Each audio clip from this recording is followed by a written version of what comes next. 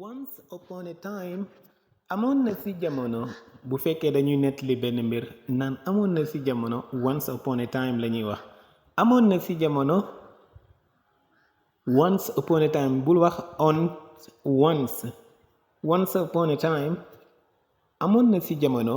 bu yàggoon they lived a poor man mooy amoon na góor gu ñàkk mooy poor mooy ñàkk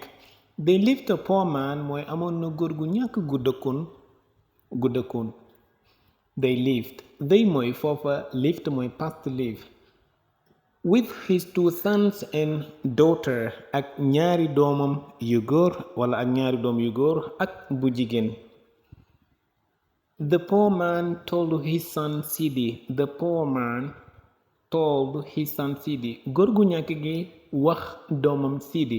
lan la ko wax nee na ko go to the market to sell the cow mooy demal marché ba jaay nag wi cow mooy nag go mooy demal to the market mooy ci marché ba to sell mooy nga jaay sell mooy jaay Sidi went to the market in order to sell it Sidi dem marché ba went mooy demoon marché ba ngir jaay ko I call you in order to tell you the information dama la woo ngir rekk wax la information kon in order okay on the way he met a man si yoon bi mu dajee ak ab waay man nag comme niñ ko waxee léegi mooy góor donc waxin yi ñoo di bokk dañuy fexe jëm ko tëgg ni wolof di waxee pour nga comprendre mot bi mais mot bu nekk li muy tekki dañ la ko wax ci biir ok who wanted to buy a cow ku bëggoon a jënd nag who wanted mooy past bëgg mooy want who wanted to buy a cow ku bëggoon a jënd nag kon buy mooy jënd cow mooy nag who mooy kan wala ku what will you give me for the cow lan nga mën ci nag bi gis nga fii lan nga mën ci nag bi bokkul ak what will you give me mooy loo may jox mais ci jaay ak jënd ku la bëgg a wax daanaka ci wolof dina la lan nga mën ci affaire yi loo ci man ñaata nga ci man what will you give me nag mooy lan nga may jox Sidi asked the man Sidi laaj góor gi dañuy bëgg nga comprendre ko bu baax langue yi bokkuñu moo tax Sidi asked the man Sidi laaj góor gi lan la ko laaj li ñu weesu léegi lan nga may jox ngir nag bi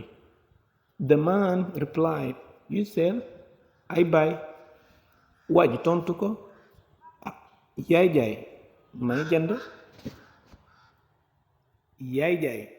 may jënd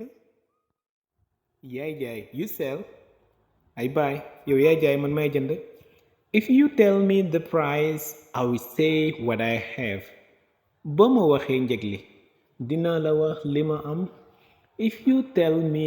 the price boo ma waxee njëg li I will sell you wala I will say dinaa wax what I have dinaa wax li ma am I will tell you ba léegi mooy dinaa la wax my father would like to sell it sama baay moo ko bëgg a jaay kama war a wax lool kon Sidi moo wax loolu my father would like to sell it sama baay de moo ko bëgg a jaay I would like to sell it man maa ko bëgg a jaay dama ko bëgg a jaay he sent me to the market moo ma yónni marché moom moo ma yónni he sent me past sent bi nga xam ne dee lay terminé mooy sent nga xam ne tee lay terminé moo ma yónni woon he sent me to the market moom moo ma yónni hey go back home and ask him the price dellul kër ga nga laaj ko njëg li kan moo war a wax loolu góor gi moo ko wax na ko dellul kër ga go back home and ask him the price demal kër ga nga laaj ko njëg li Sidi turned back with the cow Sidi delluwaat kër ga ak nag wi donc Sidi turn back mooy delluwaat comme go back with the cow mooy ak nag wi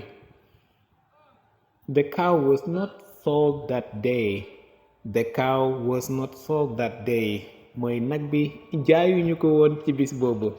The cow was not sold that day mooy nag bi jaayuñu ko woon ci bis boobu. donc danañu continuer ci méthode bi nga xam nan la ñuy nettali histoire ci anglais mu lay dimbale.